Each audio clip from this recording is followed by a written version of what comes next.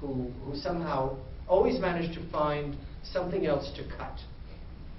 And we're beginning to notice, right? So this is relevant. So you have an imbalance. You have reduced service.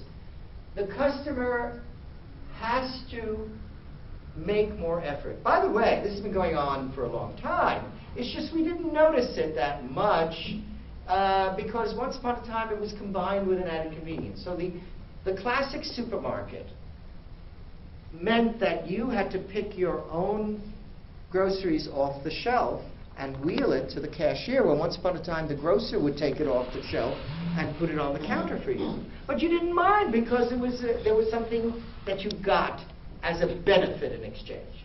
But now you're not getting much in exchange. So your quality of life has been diminished, even if productivity goes up. So now, in the global marketplace today, I don't think there's anybody in this room who would disagree with me that there is no more low-hanging fruit.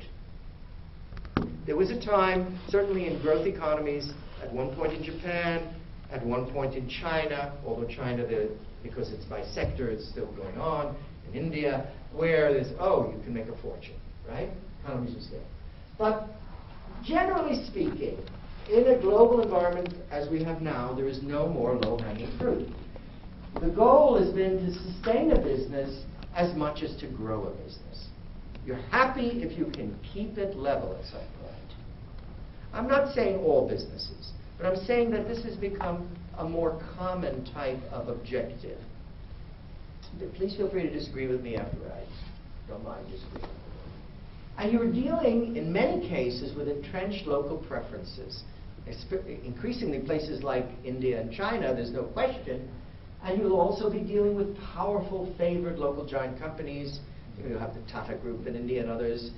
China, you have the state-owned enterprises, which everybody knows play on an uneven playing field.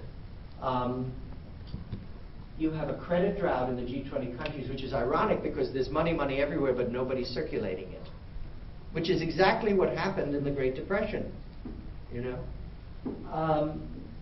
And you have energy shortages. In fact, one of the big negatives for the Japanese economy, which in general is fairly stable, is that there's a question mark whether there'll be enough energy in Japan during the summer because of the shutdown of the nuclear power plants to provide for this very complex energy, I was going to say, they're not wasteful, but let's say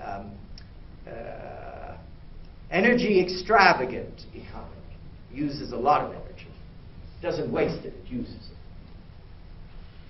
Now, I heard a lecture last week by Professor Palepu from Harvard Business School. He came here promoting his book, Winning in Emerging Markets. And of course, the idea of looking for the growth at the bottom of the pyramid is not a new idea. And it's been promoted for quite a long time. But in Palepu and Khanna's view, there are 4 segments, consumer segments to look at. The global segment, the emerging one, emerging segment 2, and the local segment. And they look like this. And Palepu said that, you know, this is where the opportunities are. Well, yes, we know that, but obviously this is where opportunities are, but this is also where you run into the problem of the no more low-hanging fruit. Because here, if you really want to sell to this customer, they are what they're called frugal nouveau riche, as opposed to emerging segment 1, who are somewhat less frugal.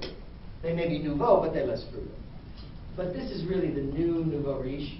They are very price sensitive, which is why they always use the local, according to Palepu and Khanna, they use their local criteria to evaluate whether a price is too high or not. They're very demanding of quality, however. They want, world beater quality at local price. And this creates a dilemma for many global companies.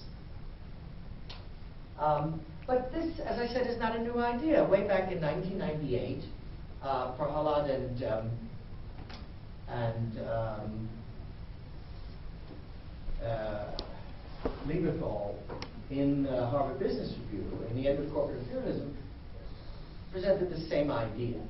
The whole idea that emerging middle-class consumers are selective, they brand switch, they're not brand loyal, they're sensitive to the price-performance equation. They don't want you selling them last year's model that you sold in the G8 or the G20 because they know that it's an old model. And they're ethnocentric. They may like a local or regional product, a local or regional producer. So this goes back a long time. But what is different is in 1998,